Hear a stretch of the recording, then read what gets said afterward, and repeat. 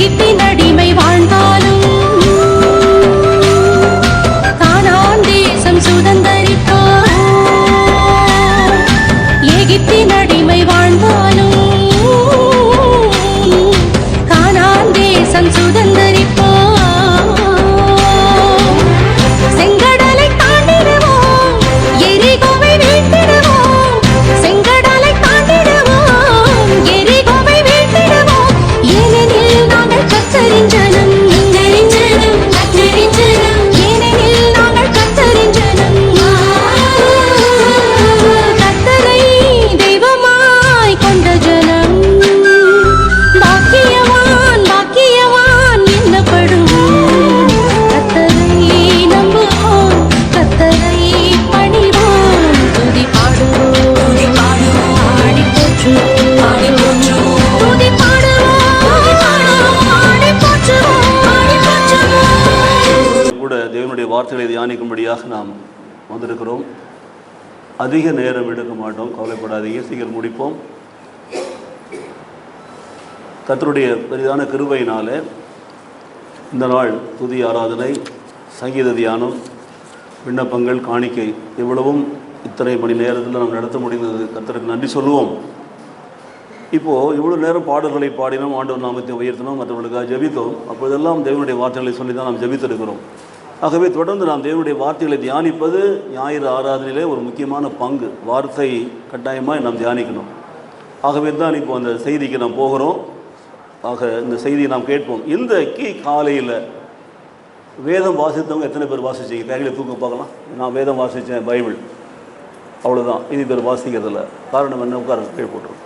யாராவது இன்றைக்கு நம்முடைய ஜெருசலேம் சுவிசேஷ சபை ஊழியங்கள் கேலண்டரில் இன்றைக்கி நம்முடைய வசனத்தை வாசிங்களா? அது என்ன வசனம்னு சொல்ல முடியுமா? வாசிக்கல. அது பரவாயில்ல, கேலண்டரில் வாசிக்காமல் இருக்கிறது நல்ல பழக்கம்தான். ஆனால் பைபிளே வாசிக்காமல் இருக்கிறது நல்ல பழக்கம் கிடையாது. கேலண்டரில் ஒவ்வொரு நாளும் ஒரு வசனத்தை வாசிச்சுட்டு அவசரமாக வாசப்படியில் மாட்டி போகும்பொழுது வாசிச்சுட்டு போகிறது வேஸ்ட்டு தான். பரவாயில்ல, இருந்தாலும் தியானிக்க நேரம் இருக்காது. காலையில் எழுந்த உடனே வாசிக்கணும் இல்லையா? வேதம் வாசிப்பது கிறிஸ்துவ வாழ்க்கையில் மிக முக்கியமான ஒரு பங்கு. வார்த்தை இல்லாமல் வாழ்வு கிடையாது. வார்த்தை இல்லாமல் வாழ்வு நமக்கு கிடையாது. நம்முடைய வாழ்க்கையில் பல பிரச்சனைகள், நம்முடைய குடும்பங்களில் சண்டைகள், சச்சரவுகள், மனஸ்தாபங்கள் வருவதற்கு காரணம் என்னவென்று சொன்னால் தேவனுடைய வார்த்தையை அசட்டை பண்ணுறதுனால தான். நமக்குள்ளே பேதங்கள், பொறாமைகள், காய்மகாரம் வருவதற்கு காரணமெல்லாம் வார்த்தையை அசட்டை பண்ணுவது தான். வார்த்தையை நாம் சும்மா ஒரு ஃபார்மாலிட்டிக்காக வாசிக்கிறோம், கேட்குறோம், பிரசங்கிக்கிறோம், அவ்வளோதான். பட் இந்த வார்த்தையின் மேலே வாஞ்சி உள்ள பிள்ளைகளாக இல்லை. எத்தனை முறை நம்ம பிரசங்கம் பண்ணாலும் அவங்களுடைய நடைமுறையில், செயல்பாடுகளில் மாற்றம் வரதில்லை. ஏனென்றால் நீங்கள் மாற விரும்புவது கிடையாது. நீங்கள் மாற விரும்பாத வரையிலே உங்கள் வாழ்க்கையிலே கர்த்தருடைய ஆசீர்வாதங்கள் அல்லது அவருடைய கிரியைகள் கட்டாயமாய் நடைபெற போவதில்லை, கட்டாயம் நடக்காது. அப்போ நம்ம வருத்தப்பட வேண்டியதில்லை. ஏன் நாம் அப்படியே இருந்துருக்க வேண்டியதான், எப்பொழுதும் போல இருக்க வேண்டியதான். ஏனென்றால் நம்ம வாழ்க்கையில் பல பிரச்சனைகள், உபத்திரங்கள் வருகிற பொழுது நாம் திருந்தி கொள்ள வேண்டும். அதுதான் மனம் திரும்புதல். மனம் திரும்புதல் என்பது it is not only for one day, ஒரு நாள் அல்ல, வாழ்நாள் முழுவதும் ஒவ்வொரு நாளும் நாம் மனம் திரும்ப வேண்டும். நம்முடைய வாழ்க்கை சூழ்நிலைகள், பிரச்சனைகள், வரக்கூடிய பாடுகள், உபத்திரவங்கள், தோல்விகள், கஷ்டங்கள், நஷ்டங்களுக்கு ஏற்ற மாதிரி நாம் மனம் திரும்புறது எங்கன்னா it is only when you turn towards God. தேவனோட நோக்கி தான் வரணும்.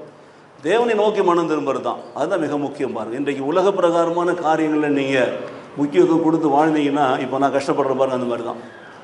இந்த சொந்தங்கள், பந்தங்கள், உறவுகள் எல்லாம் நம்ம பின்னுக்கு இழுக்கும், விசுவாசத்தை விட்டு பின்னுக்கு இழுக்கும். அதை நம்ம அவாய்ட் பண்ணாமல் இருந்தோம்னா போராட்டம் தான். அவாய்ட் பண்ணோம்னா இன்னும் அதிகமான போராட்டம் வரும். இவர் பெரிய ஒரே அப்படி இப்படின்னு சொல்ல ஆரம்பிச்சிருவாங்க. சொந்தங்கள் தான் நம்முடைய விசுவாசத்தை குலைத்து போடுகிறது. ஒருவேளை உங்களுடைய மனைவியாக இருக்கலாம், கணவராக இருக்கலாம், உங்கள் பிள்ளையாக இருக்கலாம், உங்கள் அப்பனாக இருக்கலாம், அம்மாவாக இருக்கலாம், அண்ணனாக இருக்கலாம், தங்கச்சியாக இருக்கலாம். அதில் மாற்றமே கிடையாது. அது தலைவர் தெரிஞ்சு வைத்துக் கொள்ளுங்கள். பாருங்கள், அதனால தான் உறவு, நமக்கு தேவனோடு உள்ள உறவுக்கு நம்ம முக்கியத்துவம் கொடுக்குற பொழுது மாத்திரம்தான் நாம் தேவனுடைய பரிசுத்தத்தை நிலைத்திருப்போம், அன்பிலே வளருவோம். மற்றபடி இந்த சொந்த பந்தத்தை சொல்லிக்கிட்டு பெருமை பாராட்டி இருந்தோம்னா நிச்சயமாக ஆண்டவருடைய பிரசன்னம் அங்கே இருக்காது. ஆண்டவருக்கு நான் முக்கியத்துவம் கொடுக்கறதே கிடையாது. First of all you must note down this. இதை கட்டாயமாய் குறித்து வைத்துக் கொள்ளுங்கள். நான் பல முறை சொல்லி கொண்டிருக்கிறேன். ஆனால் இந்த திருச்சபையில் உள்ள மக்கள் வாழ்க்கையில் அது ஒரு நாளும் அது நிறைவேறதே கிடையாது.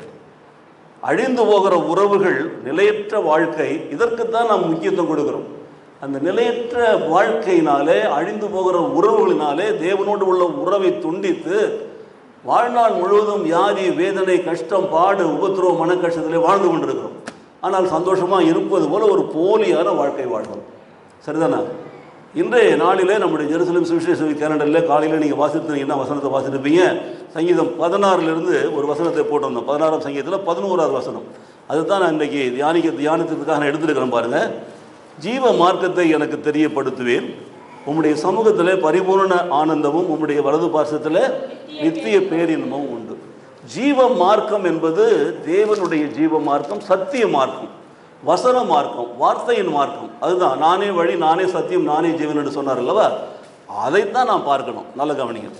ஸோ அந்த ஜீவ மார்க்கத்தை எனக்கு தெரியப்படுத்துங்க, சத்தியத்தை எனக்கு தெரியப்படுத்துங்க, சத்தியத்தில் என்னை நடத்துங்க. சத்தியத்தில் நான் நடக்கிற பொழுது அப்பொழுது என்னுடைய வாழ்க்கையில் எப்பொழுதும் சந்தோஷமும் சமாதானமும் இருக்கும். அப்போது ஜீவ மார்க்கம் என்பது தேவனுடைய மார்க்கம், சத்திய மார்க்கம், வசனத்தின் மார்க்கம். அப்போது அவர் கூட நடக்கிறோம். நானே வழி, நானே சத்தியம், நானே ஜீவன், என் வழியா என்னை பரலோகத்துக்கு போக முடியாது, என்னை பின்பற்றுகிற வேண்டும் என்று சொல்கிறார் ஆண்டு. என்னை பின்பற்றி வா. அப்போது அந்த சமூகத்திலே, தேவ சமூகத்திலே எப்பொழுதும் மகிழ்ச்சி இருக்கும், சந்தோஷம் இருக்கும், சமாதானம் இருக்கும். இல்லை என்று சொன்னால் நம்முடைய வாழ்க்கையிலே கஷ்டம்தான்.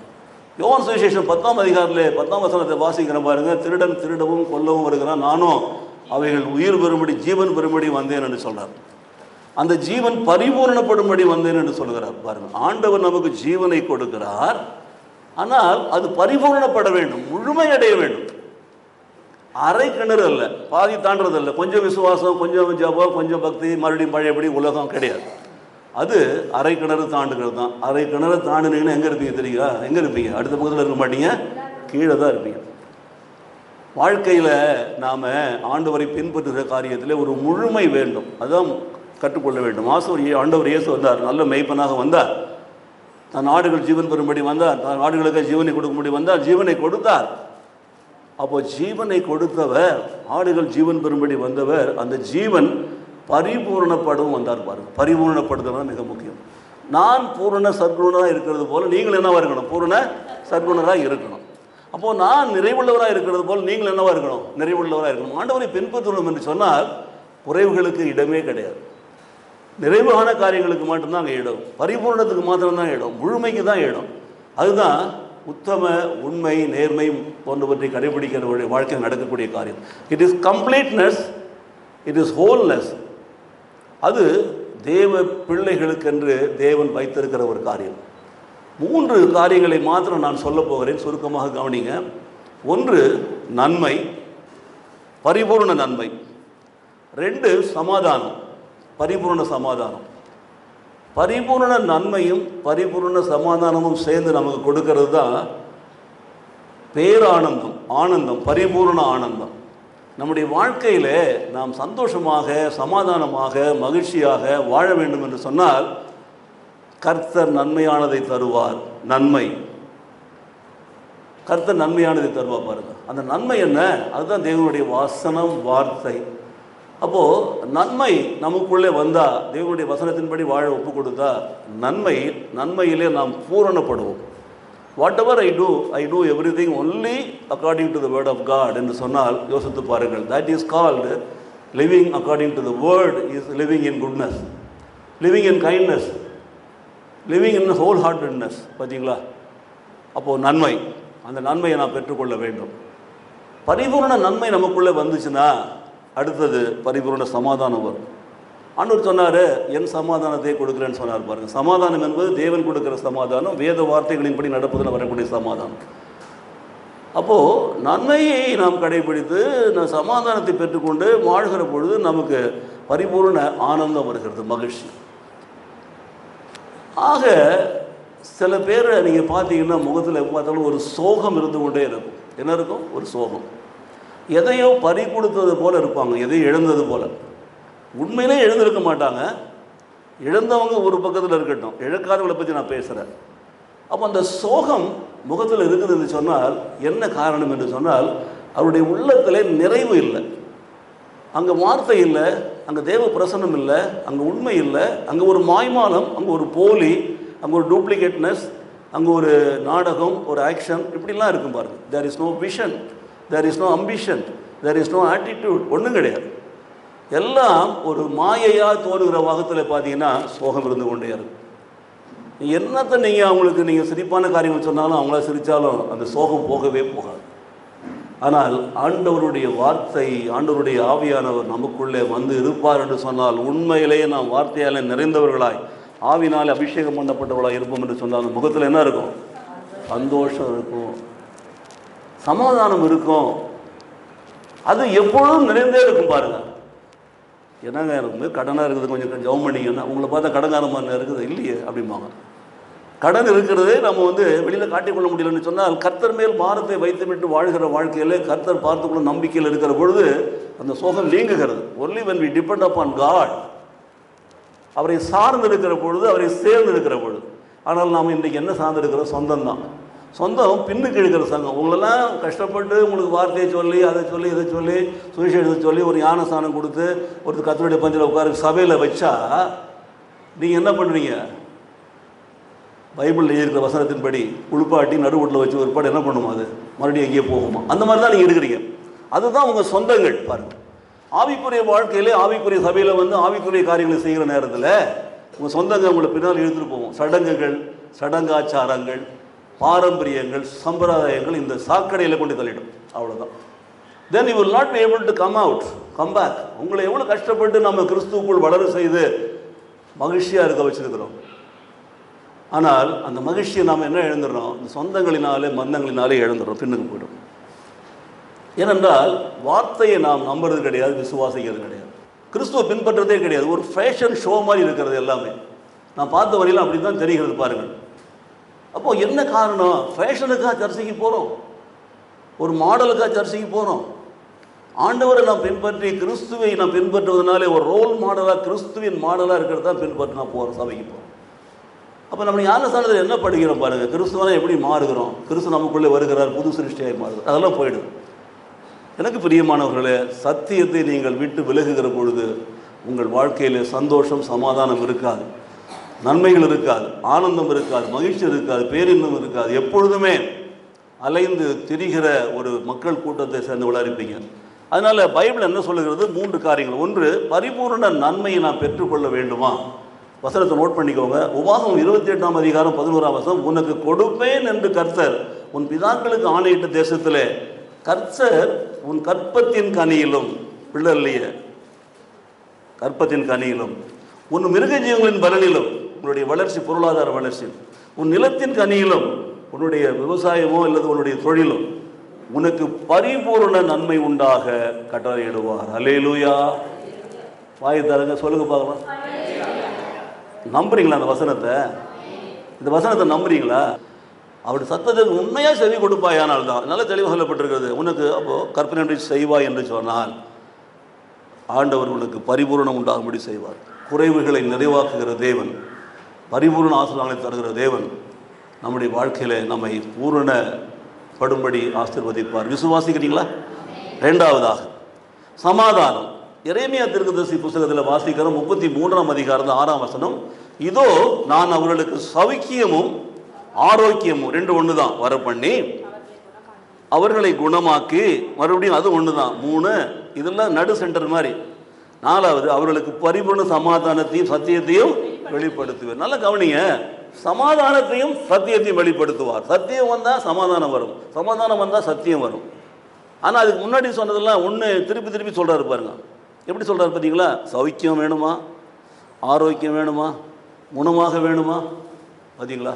இதற்கு முக்கியமாக நமக்கு தேவை, நம் வாழ்க்கையிலே, நம்முடைய உள்ளத்திலே, நம்முடைய இருதயத்திலே சத்தியம் வர வேண்டும். அந்த சத்தியத்தோடு சமாதானம் வர வேண்டும். சமாதானமாக இருந்தால் வியாதி கிடையாது. வீட்டில் சண்டை கிண்டை எல்லாம் போட்டு பாருங்களேன், தலைவலிக்கும், தலை நரம்பு தெரிச்சு போகிற மாதிரி இருக்கும், உடம்பு சரியில்லாத மாதிரி ஆகிடும், பசிக்காத மாதிரி இருக்கா, சாப்பிட மாதிரி இருக்கா, தூக்கம் வர மாதிரி இருக்கும். பாருங்கள், சாதாரணமாக நம்ம ஒருத்தவங்களை நேசிக்கிறோம், அவங்ககிட்ட ஒரு அன்பை எதிர்பார்க்குறோம், அவங்க நம்ம கீழ்ப்படியாமல் போயிட்டாங்கன்னா அன்றைக்கி நைட்லாம் தூக்கம் வர மாட்டேங்குது நமக்கெல்லாம். ஏன்?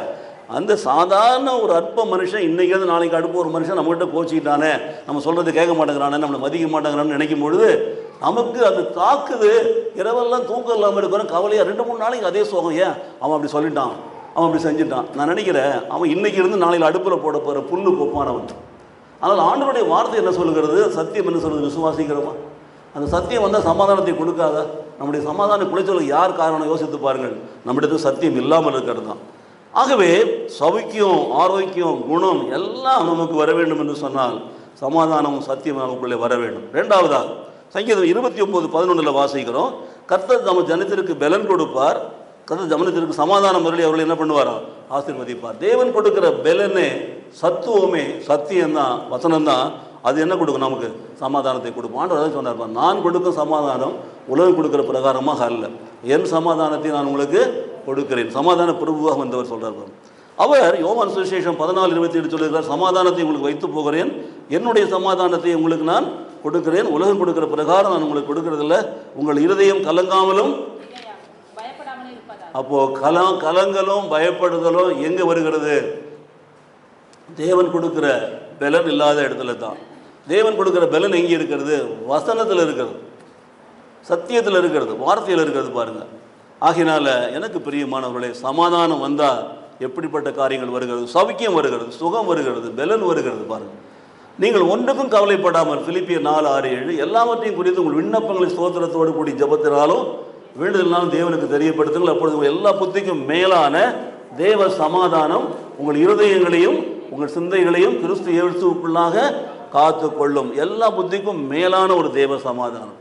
சமாதானம் நிறைவாய் வருகிற பொழுது எல்லாவற்றையும் இந்த சமாதானம் சகித்து கொள்ளும். அன்பு மாதிரி தான். அன்பு, சந்தோஷம், சமாதானம் எல்லாம் ஆவியின் கனிகள். அன்புக்கு எவ்வளவு வல்லமை இருக்கிறதோ அதே வல்லமை சமாதானத்துக்கு இருக்கிறது. சமாதானம் பண்ணுகிறவர்கள் பாக்கியவான்கள். வேதம் சொல்லுகிறது மத்தேயு சுவிசேஷம் 5ஆம் அதிகாரத்தில், சமாதானம் பண்ணுகிறவர்கள் பாக்கியவான்கள். ஏன்? அவர்களெல்லாம் யாரு? அவர் என்ன சொல்லுகிறது வசனத்தில்? மத்தேயு சுவிசேஷம் 5ஆம் அதிகாரத்தில், தேவனுடைய புத்திரர்கள். சமாதானம் இருந்தால் நம்ம என்ன இருக்கும்? தேவனுடைய பிள்ளைகளாக இருப்போம். இன்றைக்கு சமாதானத்தை குலைக்கிறவர்கள் தேவனுடைய பிள்ளைகளாக இருக்க முடியுமா? முடியுமா? முடியுமா? சொல்லுங்க. எங்கெங்க இந்த காரியத்தை பண்ணுறீங்க? நீங்கள் குடும்பத்தில் பண்ணுறீங்களா? வேலை செய்கிற இடத்துல சீண்டி விட்றீங்களா? மாட்டி விட்றீங்களா? தட்டி விட்றீங்களா? நிறைய அக்கிரமம் வேலை செய்கிற இடத்துல நடக்கும். பொறாமை, காயமுகாரம், எரிச்சல். ஒரு கிறிஸ்துவை ஏற்றுக்கொண்டவன், மூழ்கி ஞானஸ்தானம் எடுத்தவன், கர்த்தருடைய பஞ்சிலே பங்கெடுக்கிறவன் இந்த கீழ்த்தரமான சமாதான கொலைச்சலை செய்யலாமா? செய்யலாமா? எப்படி பரிபூர்ண சமாதானம் வரும்? வருமா? வரவே வர. ஆகவே இந்த வசனங்கள் எல்லாம் வாசிச்சு பாருங்க, நல்லா வாசிச்சு பாருங்க. அப்போ நீங்க சுகமா இருப்பீங்க, குணமா இருப்பீங்க, குணமனவில் இருப்பீங்க. கர்த்தர் உங்கள் ஆயுஷ் நாட்களை பெருக பண்ணுவார், நீடித்த நாட்களை திருப்தி ஆக்குவார். அப்போ பவுல் என்ன சொல்றான்? என்னை பலப்படுத்துகிற கிறிஸ்துவினாலே எல்லாவற்றையும் செய்ய எனக்கு பலன் உண்டு. கண்ணு தெரியல, மாலைக்கண் நோய், குள்ளமா இருக்கிறான், தலை வழுக்கியா இருக்குது, பிள்ளைகள்லாம் கிண்டல் பண்ணாங்க, தெருவில் நடந்து போக முடியல. பாருங்க, அவன் தான் சொல்றான், என்னை பலப்படுத்துகிற கிறிஸ்து எல்லாவற்றையும் செய்ய எனக்கு பலன் உண்டு. ஆண்டவருடைய வார்த்தை உள்ள வந்த உடனே பலன் வந்துருச்சு. பாருங்க, தட் ஸ்ட்ரெங்க். அதுதான் சமாதானம். மூன்றாவதாக நான் முடிக்க போறேன், ஆனந்தம், பேரானந்தம். காலையில் வாசி காமிச்சான முதல்ல 11ஆம் சங்கீதத்தில் 16-11 உம்முடைய சமூகத்தில் பரிபூர்ண ஆனந்தமும் நித்திய பேரின்பம் உண்டு. சமூகத்தில் பரிபூர்ண ஆனந்தம், வலது பக்கத்தில் நித்திய பேரின்பம் உண்டு. அதனால இந்த ஆனந்தம் எப்படி வருமா? ஏசாயா 35:10 வாசிக்கிறோம், கர்த்தரால் மீட்கப்பட்டவர்கள் திரும்பி. யாருக்கு ஆனந்தம் வரும்? கர்த்தரால் மீட்கப்பட்டவர்களுக்கு தான் ஆனந்தம் வரும். ஆனந்த களிப்புடன் பாடி, நல்லா கவனிச்சிங்களா? ஆனந்த களிப்புடன் பாடி சீயோனுக்கு வருவார்கள். பார்த்தீங்களா? நித்திய மகிழ்ச்சி அவள் தலையின் மேலே இருக்கும், சந்தோஷமும் மகிழ்ச்சியும் அடைவார்கள், சஞ்சலமும் தவிப்பும் ஓடி போகும். நாம் மீட்கப்பட்டவர்களா? ஆண்டவரா இயேசு கிறிஸ்துவின் இரத்தத்தினால் கழுவப்பட்டு மீட்கப்பட்டவர்களா? மீட்பின் அனுபவத்தை பெற்றவர்களா? எல்லாம் ஒரு கேள்வி கேட்பா, ரட்சிக்கப்பட்டிருக்கிறான்னு சொல்லிட்டு. பார்த்தீங்களா? இப்போ கூட சமீபத்தில் ஒரு தம்பிக்கு ஞானஸ்தானம் கிளாஸ் எடுத்தேன், தெளிவாக சொன்னேன். மார்க் சுவிசேஷம் 16ஆம் அதிகாரம் படி, 15-16 படி, விசுவாசம் உள்ளவனாகி ஞானஸ்தானம் பெறுகிறவன் என்ன பண்ணுவான்? ரட்சிக்கப்படுவான். இந்த ரட்சிப்புங்கிறது சாதாரண விஷயம் கிடையாது. ஆனால் நம்மளாம் ரட்சிக்கப்பட்டிருக்கோம் என்று பெயரை சொல்லிக்கிட்டு இன்னைக்கு விசுவாசம் இல்லாதவர்களாக வாழ்ந்தோம் என்று சொன்னார், நம்மிடத்தில் என்ன இருக்கிறது? ஒன்றுமே கிடையாது. நம்ம ரட்சிக்கப்படாதவர்கள் தான். பாருங்கள், மீட்கப்பட்டவர்களாக இருந்தால் எப்பொழுதும் நாம் என்ன பண்ணுவோம்? மனம் திரும்பி ஆண்டவர் சமூகத்துக்கு வருவோம். போகலாம், சின்ன சின்ன காரியங்கள் நடக்கலாம், தவறு நடக்கலாம், ஒரு கஷ்டம் நடக்கலாம், ஒரு இழப்பு வரலாம். It's all right. உலகத்தில் அதெல்லாம் தவிர்க்க முடியாது. என்ன உலகம் நிலையானது கிடையாது, உலக உறவுகளும் நிலையானது கிடையாது, உலக ஆசாபாசங்கள் இச்சைகள் சொத்து நிலையானது கிடையாது, போகலாம். ஆனால் தேவனுடைய பிரசன்னம், தேவனுடைய அன்பு, தேவனுடைய அழைப்பு நிலையானது. திரும்பி அவர்கிட்ட வருவாங்க, ஆனந்த களிப்புடன் பாடி சீயோனுக்கு வருவார்கள். அப்போது நித்திய மகிழ்ச்சி அவருக்கு இருக்கும். அந்த மகிழ்ச்சி நித்தியம் என்று சொன்னால் eternal joy, not only for 1 day or 1 month or 1 year or 10 years or 15 years கிடையாது. நித்திய மகிழ்ச்சி தலையின் மேலே இருக்கும். சந்தோஷமும் மகிழ்ச்சியும் அடைவார்கள், சஞ்சலம் தவிப்பும் ஓடி போகும். ஒன்று, மீட்கப்பட்டவர்களை குறித்து நான் சொல்லிட்டேன், சரிதானே? திரும்பி வருவார்கள், அவருடைய வாழ்க்கையில் இவ்வளவு இருக்கும் என்று சொல்லி 35:10 வாசிக்கிற பொழுது, கர்த்தரால் மீட்கப்பட்டவர்கள் திரும்பி ஆனந்த களிப்புடன் சீயோனுக்கு வருவார்கள், நித்திய மகிழ்ச்சி தலையில் மேலே இருக்கும், சந்தோஷ மகிழ்ச்சியும் அடைவார்கள். அப்போது 51:11 அதே சொல்லுகிறது ஏசாயாவில், சரிதானே? ரெண்டும் மாற்றுக்குவாங்க, 2 வசனம் நோட் பண்ணி வச்சுக்கோங்க. ஏசாயா 35:10, ஏசாயா 51:11 நீங்கள் நிச்சயமாகவே மீட்கப்பட்டவர்களாக இருந்தால் எப்பொழுதும் தேவ சமூகத்திலே பாடுவங்க. சபையிலெல்லாம் பாட மாட்டேங்கிறீங்க, நீங்கள் தனியாக பாடும்போது ரொம்ப உற்சாகமாக பாடுறீங்க. ஏன் அவ்வளோ சுயநலமாக இருக்கிறீங்க? சேர்ந்து பாடுங்கன்னா பாட மாட்டீங்க, சேர மாட்டிங்களா? ஒருமனப்பட மாட்டிங்களா? யோசனை பண்ணி பாருங்கள். அப்போ அங்கே இல்லை, சத்தியம் இல்லை, சமாதானம் இல்லை, ஒன்றும் இல்லை. அங்கே காழ்ப்புணர்ச்சி, பொறாமை, காயமகாரம், மேட்டிமை, சுயநலம் இருக்கிறது பாருங்கள். ஆனால் இவர்களெல்லாம் பாடுகிற பொழுது ஒன்று சேர்ந்து பாடுவார்கள். அந்த பாடுறதில் அடுத்தவங்க பாடக்கூடாதுன்னு நினச்சிங்கனாலே நீங்கள் என்ன பண்ணுவீங்க? முதல்ல உங்கள்கிட்ட ஆவியின் அபிஷேகமே கிடையாது. அதனால் ஆண்டவர் நமக்கு நிச்சயமாக சொல்கிறார் பாருங்கள், மீட்கப்பட்ட பிள்ளைகள் எல்லாம் எப்பொழுதும் ஒருமனப்பட்டு ஒன்று கூடி கர்த்தர் நாமத்தை உயர்த்தணும். 3வது வசனத்தை வாசிக்கிறேன். என் புலம்பலை ஆனந்த களிப்பாக மாற பண்ணினீர், என் மகிமை அமைதியாக இராமல் உம்மை கீர்த்தனம் பண்ணும்படியாக நீ இரட்டை கழித்து போட்டு மகிழ்ச்சியினால் என்னை இடை கட்டினீர். அப்போது சங்கீதம் 30:11, சங்கீதம் 30, எரேமியா 31:13 வாசிக்க கடைசியாக. அப்பொழுது கன்னிகைகளும் வாலிபரும் முதியோரும் கூட ஆனந்த களிப்பாய் மகிழ்வார்கள், நான் அவர்கள் துக்கத்தை சந்தோஷமாக மாற்றி அவர்களை தேற்றி அவர் சஞ்சலம் நீங்கி அவர்களை என்ன பண்ணுவேன்? சந்தோஷப்படுத்துவேன். அப்போது ஆனந்த பேரானந்தம் யாருக்கு கிடைக்கிறது? மீட்கப்பட்டவர்கள். ஸோ மீட்கப்பட்டவர்கள் என்று சொன்னால் எப்பொழுதும் தேவ பிரசன்னத்திலே வாழ்கிறவர்கள். நீங்கள் வீட்டில் இருந்தாலும், தனியாக வீட்டில் ஜெபம் பண்ணாலும், அறைக்குள்ளே கதை மூடிட்டு ஜெபம் பண்ணாலும் நீங்கள் பாடி ஜெபம் பண்ணுவீங்க. ஏனென்றால் உங்களுடைய மகிழ்ச்சி உங்களை பாட வைக்கிறது. அதனால தான் நம்ம சபைகளில், வீடுகளில் ஜெபத்தில் ஒரு ஸ்டான்ஸாக பாடி ஜெபம் பண்ண சொல்கிறோம். பாடி ஜெபம் பண்ணுறது நல்லது. ஆனால் ஒரு பாட்டை பாடாமல் அந்த பாட்டில் இருக்க 5 ஸ்டான்ஸாக பாடிக்கின்னு அந்த ஜெபம் மணி நேரம் 1 மணி நேரம்னா நீங்கள் ஒண்டி 1/2 மணி நேரம் எடுத்துக்கிட்டீங்கன்னு என்ன பிரயோஜனம்? இப்படி தான் இன்றைக்கி ஜெபங்கள்லாம் வீணாக போகுது. 1 மணி நேரம் தெரிஞ்ச வசனத்தை ஆதியாகமம் திருவெளிப்பாடு சொல்லி ஜெபம் பண்ணிட்டு இருப்பாங்க. சில பேர் ரொம்ப கெட்டிக்காரங்க மாதிரி உணர்ச்சி வசப்பட்டு. ஆனால் இவன் 1/2 மணி நேரம் ஸ்தோத்திரம் பண்ணுறது இல்லாட்டி அங்கே உட்காந்துருக்கு 25 பேர் நெளிஞ்சி வளைஞ்சி சுழிஞ்சி அந்த வசனத்தையும் கேட்க மாட்டான், ஜெபத்தில் ஒரு மன பாடுபட மாட்டான். காரணம் என்ன? எல்லாத்துக்கும் ஒரு அளவு இருக்கிறது, எல்லாத்துக்கும் ஒரு லிமிட் இருக்கிறது. பாருங்கள், ஓவர் ஃப்ளோவிங்னா இந்த மாதிரி ஒரு ஓவர் ஃப்ளோவிங் கிடையாது. அடுத்தவங்க வயிற்றுல கொட்டிக்கிட்டு நல்லது கிடையாது. அப்போது எல்லாவற்றிலும் கனம், குறைவான அளவு, நேரம், மற்றவர்களையும் கனப்படுத்தணும், மற்றவர்களுக்கும் வாய்ப்பு கொடுக்கணும், மற்றவருடைய நேரத்தை மதிக்கணும், மற்றவருடைய அப்படிலாம் நம்ம வாழ்ந்தால் தான் ஒரு சபையில் ஒரு ஒருமனப்பாடு வரும். இல்லைன்னு சொன்னால் ஏன் ஏட்டிக்கு போட்டி, நீ நான் இப்படி தான் வரும். உன்னை விட நான் கெட்டிக்காரன், என்னோட நீ கெட்டிக்கான்னு சொல்லி வாழ இல்லை. அங்கே சமாதானம் இல்லை.